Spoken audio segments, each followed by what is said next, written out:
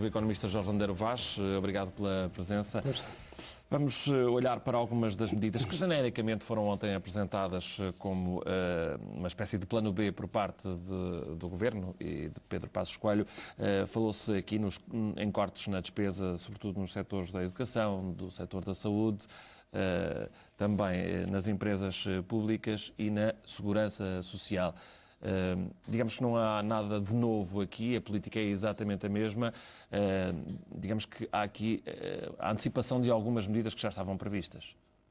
Sim, exatamente. Ou seja, não há realmente nada de novo numa política que vê nos funcionários públicos, nos aposentados, nos trabalhadores em geral, digamos, obstáculos à prossecução de uma determinada política.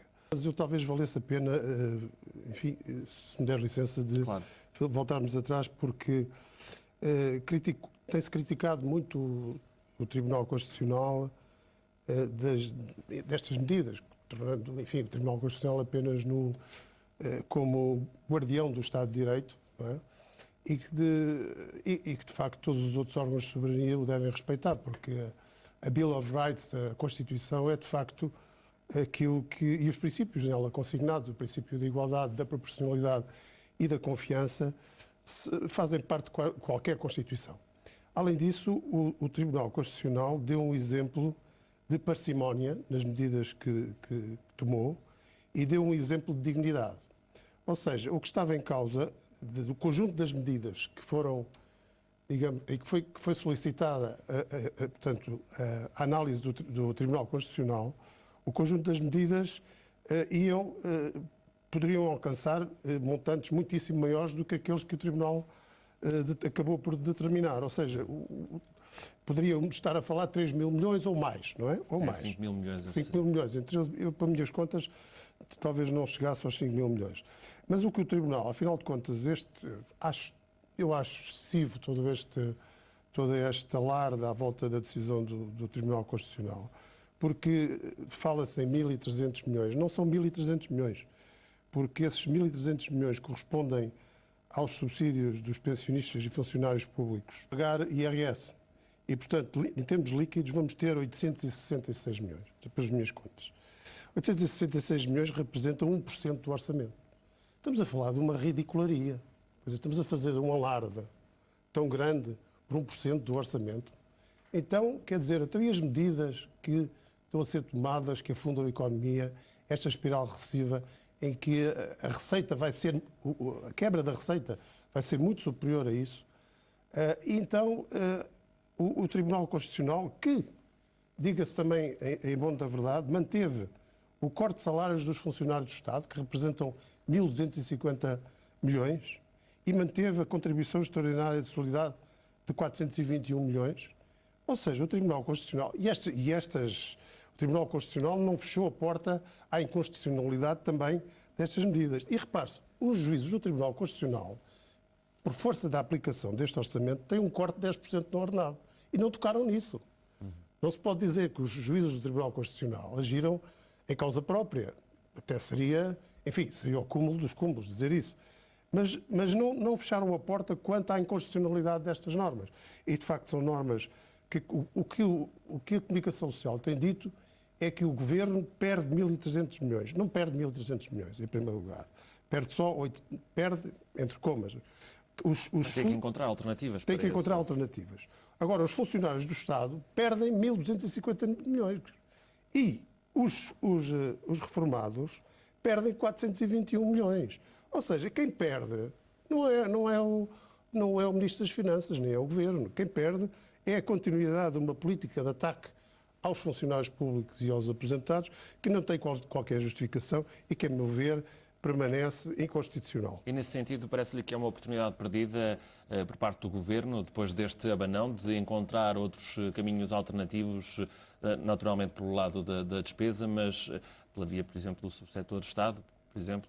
Exatamente. Ou seja, no fundo, o Tribunal Constitucional, este Tribunal Constitucional com a atual composição, exercitou um diálogo com o Governo. E este diálogo é um diálogo em que o Tribunal Constitucional diz assim: bom, há aqui 4 normas que são inconstitucionais, que valem 866 milhões.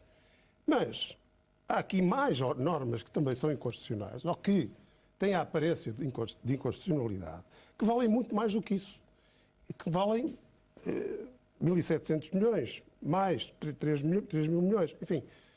E o Tribunal Constitucional insistiu um diálogo, porque não é possível prosseguir uma política de ataque aos direitos fundamentais consignados na Constituição. Portanto, não é possível prosseguir isso. E esse diálogo, eu compreendo exatamente a sua pergunta, isto era uma oportunidade para o Governo não vir fazer um alarde, como fez, de que o Tribunal Constitucional não me deixa governar. Mas não, era calar-se, era procurar outras soluções, que têm outras soluções, e mais, tem soluções sem tocar no Estado Social. É que 866 milhões é fácil de cortar no Estado, num orçamento de 84 mil milhões, é fácil de encontrar 866 milhões. Eu dou só alguns exemplos. Isenções fiscais, 7,5 mil milhões. Gastos intermédios do Estado, 7 mil milhões.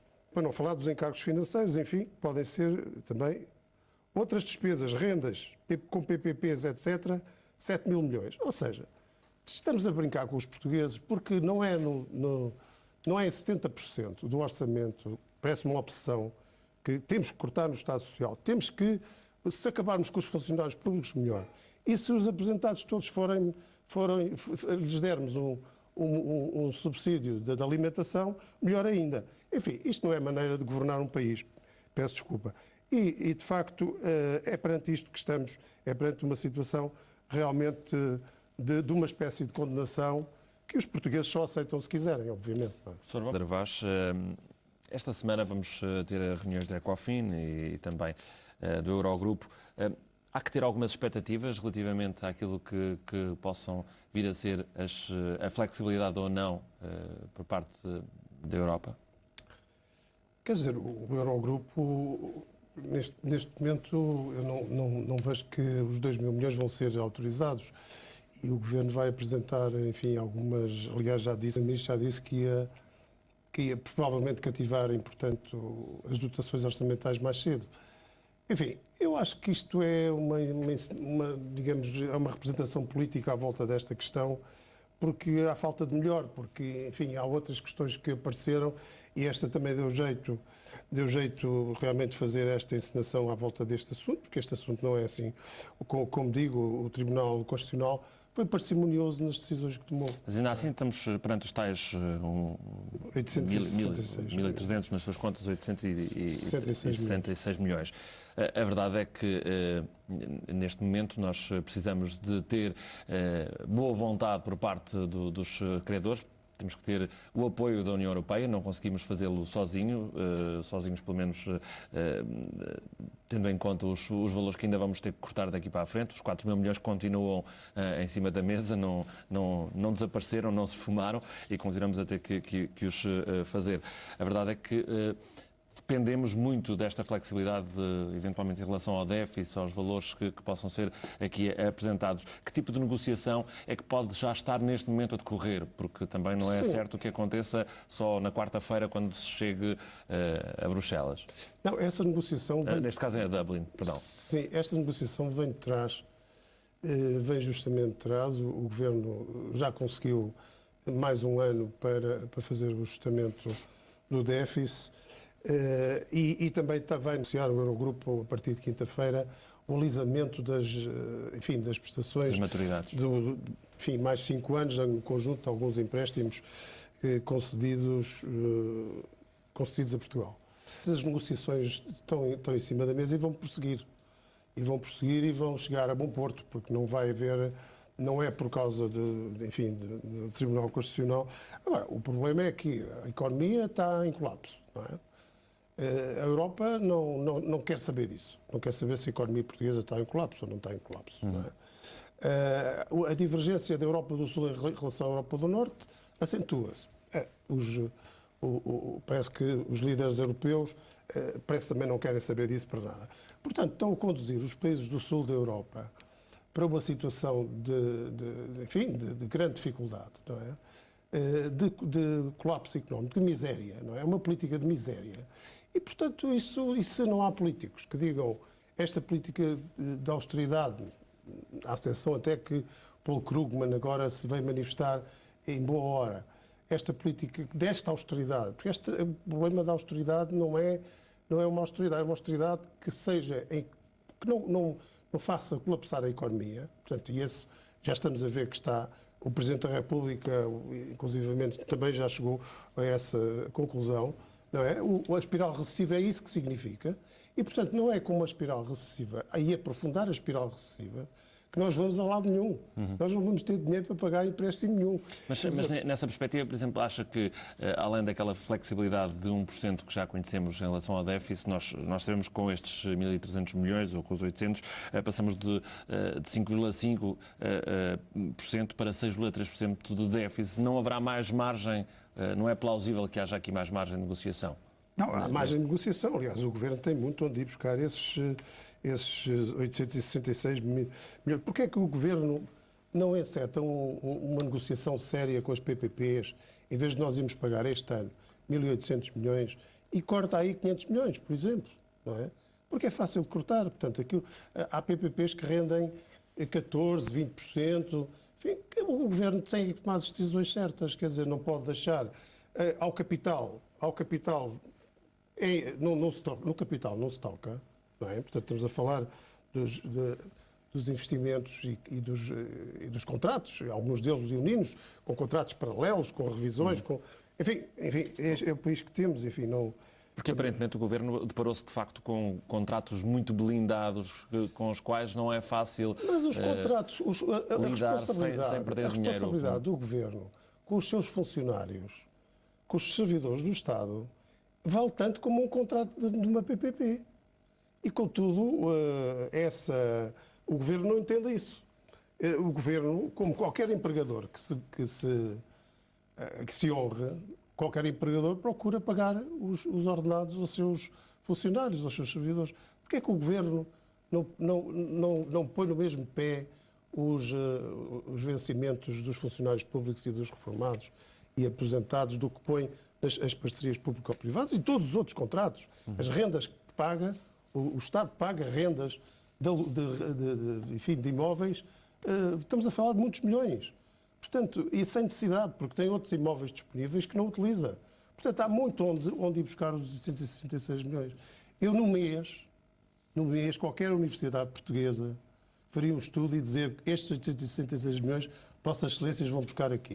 Só que o Governo não quer fazer isso. Prefere ir buscar estudos, ou não fazer estudos nenhuns, portanto, e lançar na opinião pública uma intoxicação como esta que estamos a assistir, ou então vai buscar os estudos do FMI para justificar medidas que quer tomar. Porquê é que o Governo não pede às universidades portuguesas para fazerem um estudo enfim, que lhes sirva de suporte para isto? Porque não se percebe porque é que não faz. Que algumas questões que foram levantadas por nossos telespectadores e que se prendem exatamente com o foco do Governo sempre na saúde, na educação e na função pública e na segurança social. Quais são as verdadeiras consequências de cortes mais agressivos nestas áreas? Bom, as consequências do ponto de vista económico agravam a situação económica, não é? E, por outro lado, a situação social também se vai agravar. Portanto, imediatamente, há pessoas que falam em despedir funcionários públicos como se nós tivéssemos agora um excesso de funcionários públicos que não temos. Temos abaixo da média da OCDE e da União Europeia, quer em número de funcionários públicos, quer em despesa pública com os funcionários públicos, como se agora tratamos as pessoas como descartáveis. É tudo descartável. São os funcionários públicos que são descartáveis, são os reformados, são os jovens que são descartáveis. Quer dizer, vivemos numa sociedade em que só as responsabilidades com o capital é que têm que ser honradas. E do ponto de vista social isso é complicado, porque nós estamos com uma taxa de desemprego histórica, como sabemos. Exatamente. Exatamente. E estamos com desemprego jovem também muito acentuado, com famílias que não conseguem neste momento sobreviver. O enfoque para as questões sociais pode traduzir-se num agravamento das condições de vida de uma classe já por si desfavorecida? Sim, quer dizer, pesa sobre a população portuguesa uma condenação. Porque quando se fala em 4 mil milhões, vem logo algumas pessoas dizer não são 4 mil milhões, são 8 mil milhões. Ah, não são 8 mil milhões, são 10 mil milhões. Ou seja, há uma condenação sobre a sociedade portuguesa, sobre os portugueses. E que não vai deixar... Não são, agora são os funcionários públicos e os reformados que estão na mira destas... Enfim, desta avalanche. Mas vão ser todos os portugueses, porque hoje os jovens não encontram soluções para a sua vida. Se não é de uma maneira, é de outra. Se não se retira na fonte. Porque um corte de salários é um imposto na fonte, é uma retenção na fonte. Ou seja, se não se retira de uma maneira, retira-se de outra. E como, de facto, o gap que é preciso preencher em termos das responsabilidades financeiras do Estado, em termos da dívida que o Estado tem, dos compromissos que assinou, incluindo o Tratado Orçamental no âmbito da União Europeia, não são cumpríveis, e muito menos serão cumpríveis, se a economia continuar a encolher. Portanto, a recessão é um encolhimento, é a economia que vai... Ora bem, se nós temos uma determinada economia e se ainda por cima nós sufocamos esta economia, levamos lá ao colapso, como é que depois vamos pagar? Nós não temos qualquer hipótese de pagar. Portanto, isto é uma condenação que pesa sobre os portugueses neste Portanto, momento. não é um alívio que o Primeiro-Ministro diga que não será pela via dos impostos que se vai buscar este dinheiro. Porque, dos impostos sobre o trabalho, porque impostos, por exemplo, se o Governo lançasse um imposto, uma contribuição de solidariedade que foi lançada sobre os reformados, claro, que é a contribuição extraordinária de solidariedade. Porquê é que o Governo não lança uma contribuição extraordinária de solidariedade sobre o património líquido das grandes empresas, os monopólios e os bancos?